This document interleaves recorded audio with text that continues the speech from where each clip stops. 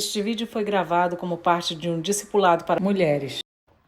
Então vamos fazer a oração para o início do estudo da Torá.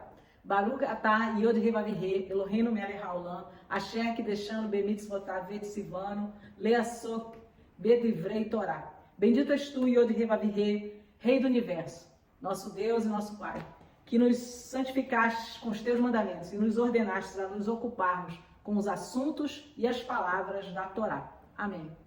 E hoje nós vamos falar da Parashá Kitavô, que está lá em Deuteronômio 26, capítulo 26, até o capítulo 29, verso 9.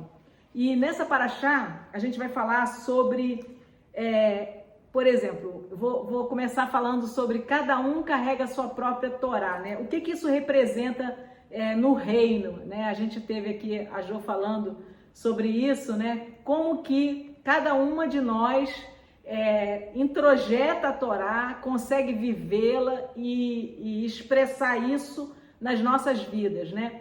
E aí, isso me fez lembrar as ovelhas do rebanho de Jacó, né? As ovelhas do rebanho de Jacó. Não está diretamente nessa porção, mas indiretamente Jacó, o nosso patriarca, sempre está presente de alguma forma, né? Quais eram as ovelhas do rebanho de Jacó? Quando ele foi se separar de Labão, ele escolheu as ovelhas que eram malhadas, pintadas e listradas, né? E ele deixou as ovelhas de uma cor só, lisas, para Labão. Na verdade, as ovelhas de uma cor só eram as mais desejáveis, né? São as mais bonitas, as pessoas queriam comprar. Será que aquilo tem defeito? Ainda mais que para o sacrifício, geralmente não se ofertava ovelha malhada, né? Nenhuma pintada, tinha que ser perfeita, né?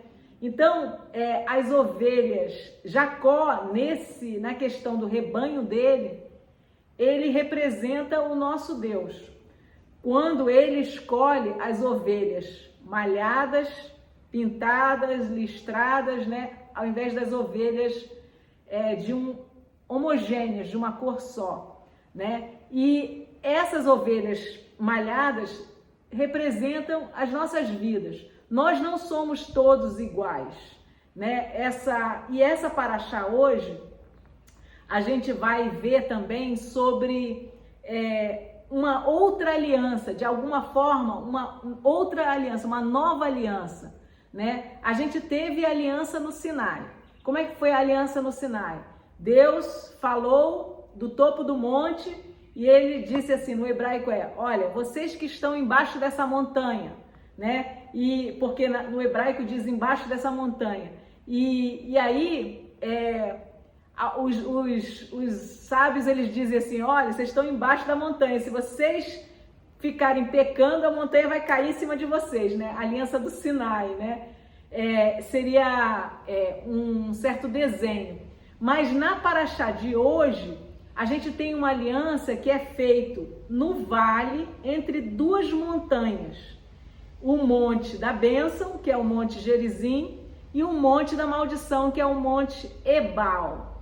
E a arca da aliança, ela fica no vale. E metade das tribos num dos montes, a outra metade no outro monte.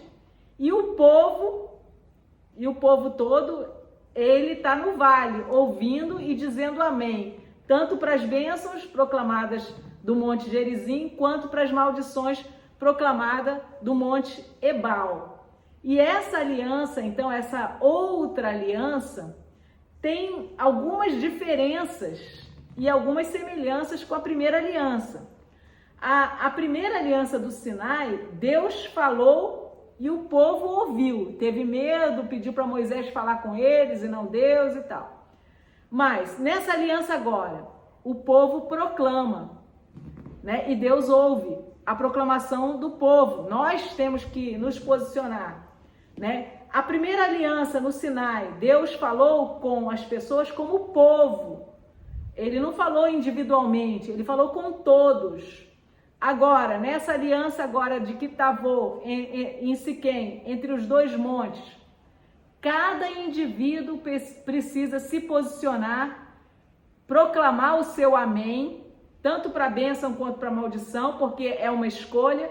E agora é pintado a questão de uma aliança individual e não mais como um povo, é complementar. Por isso que nessa porção aqui tem um versículo que diz, olha, essas são os mandamentos e estatutos, 29, né? 29:1.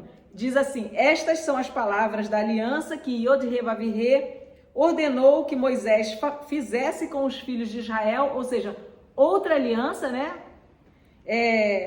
Na terra de Moabe, porque aquela foi lá no Monte Sinai, na Arábia, e essa aqui é na terra de Moabe, prestes a entrar na terra prometida, além da aliança que havia feito com eles em Horebe. Horebe é o Monte Sinai.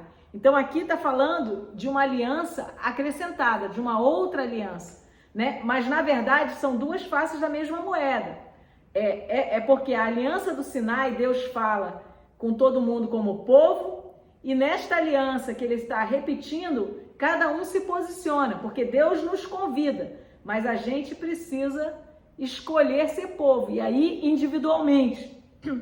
Então isso está retratado, e mesmo assim, nós escolhermos ser povo, Deus não escolheu também um povo homogêneo. Essa coisa do comunismo, botar um pijama igual em todo mundo, e todo mundo ser absolutamente igual, não é uma coisa que a Bíblia traz. As escrituras, elas mostram que as pessoas têm capacidades diferentes, recebem talentos e dons diferentes, e a questão é que cada um não enterre o seu dom ou os seus dons, mas também não negligencie em saber que a quem mais é dado, mais será cobrado, e a quem mais tem, mais é dado. Ou seja, eu só recebi um, mas eu quero muito desenvolver outros.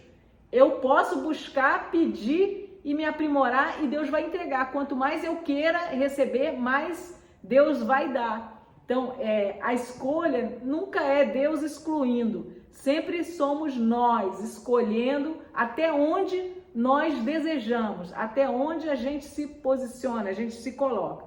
Então, essa coisa de cada um carrega a própria Torá tem a ver com isso, que há uma escolha também de quanto que a gente aceita o chamado, qual é o potencial de cada um, que a gente, aceitando, a gente pode também desenvolver, né? E a questão das ovelhas de Jacó que eu linkei.